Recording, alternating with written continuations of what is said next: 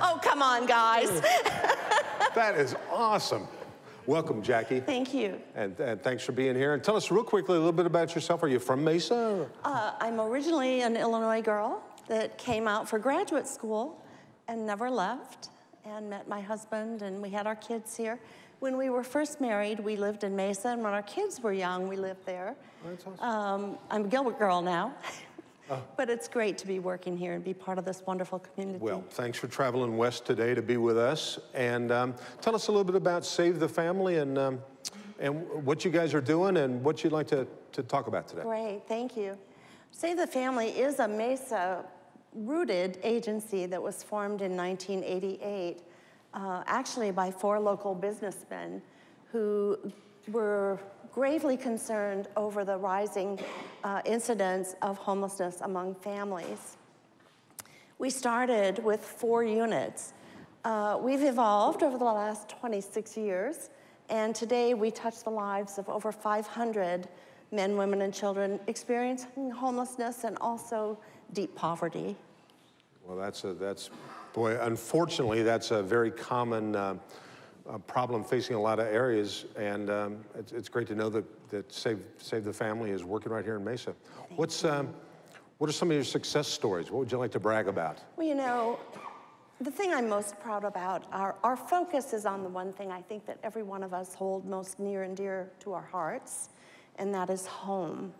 So everything we do is driven toward helping homeless families attain and maintain housing.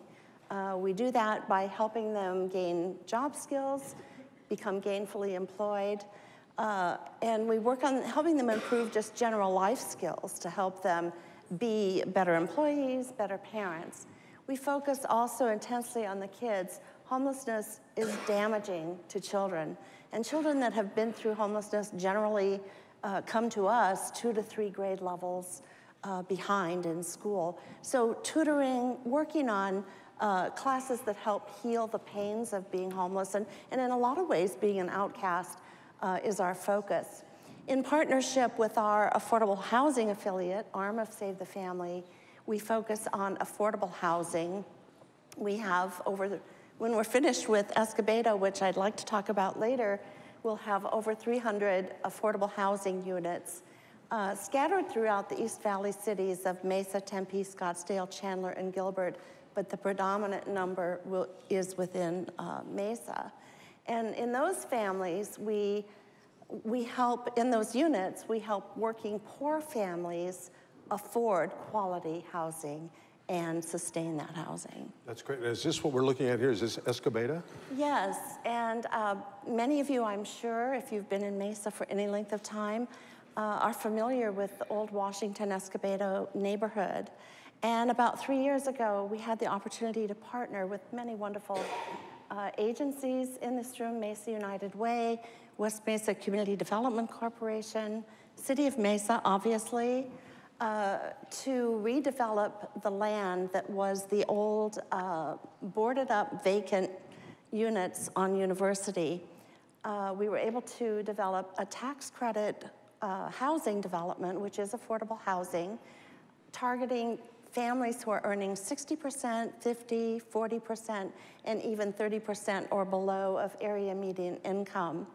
If you've driven by, you'll see this magnificent property, which has replaced that old stock of housing, which I think was very much an eyesore, not only to the immediate community, but to our community at large.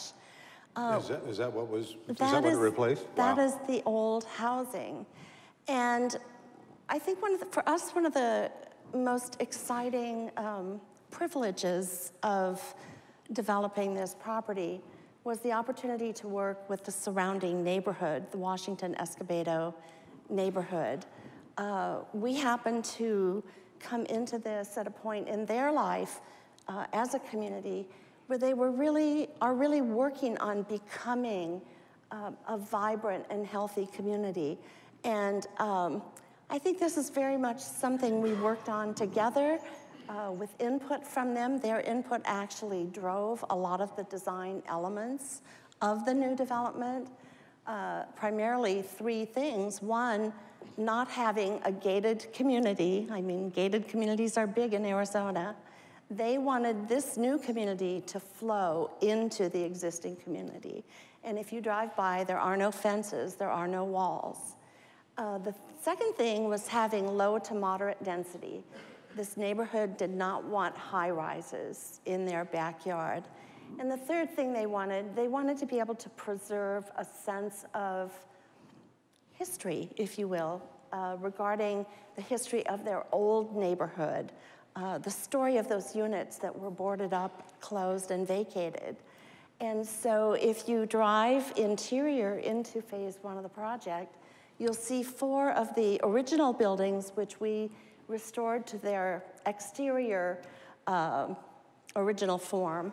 But inside, we reconfigured, they're modernized and updated up to code from a fire perspective. And we have a exercise room, a leasing office, a computer room. We have one that we've totally gutted and renovated to be community space, which is before and after school childcare. But we've also preserved one of them, as we're calling it our historical building. And we've preserved some of the documentation about the old neighborhood. I call them artifacts, but things that we can resurrect from the past that used to be in those homes. So it's a very vibrant place. No, that's awesome. What a transformation. And we're kind of limited on time, but let me ask you this. What's your call to action? The people here, our guests at Mesa Morning Live, are very giving people. Absolutely. What can these folks do to help you help other people? Well, we've just come through the holidays, and a huge thanks to the people of Mesa, our friends who have cared about the families that we serve and have been so generous at Thanksgiving to provide Thanksgiving baskets of food, and at Christmas time to make Christmas happen for the children of the families that we serve. So a huge thank you. And I would just encourage, it takes a village, it truly does. And there are many fine nonprofits in this community. Mesa should be proud, and many of us have been born here.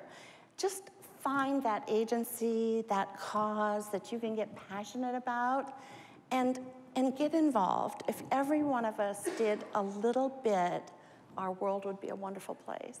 That's great. And I don't want this to influence you at all if you're on the fence thinking about giving, but we did a little background check.